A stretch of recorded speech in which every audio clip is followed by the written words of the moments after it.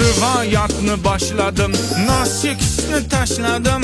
Bahorda ochilar o't, qo'shiqni o'tkazgan tut. 8-mart edi onajonlar bayrami.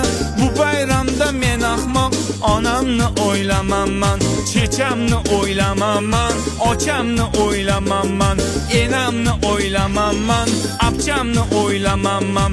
Munday o'ylab qarasam hech kimni o'ylamaman. Kompot bo'lib men ahmoq bir qizni o'ylab faqat. Qizni labi botekis, figurasi notekis. Nima deydi bu ahmoq, yeymizmi deydi kekis. Menga kekis kerak emas, menga kekis kerak emas, menga kekis kerak emas. Buni tushundik. Keyin nima bo'ldi? 8-mart edi, kech soat 10lar edi. Bolar bilan toqqa chiqib dam olib kelaman dedi.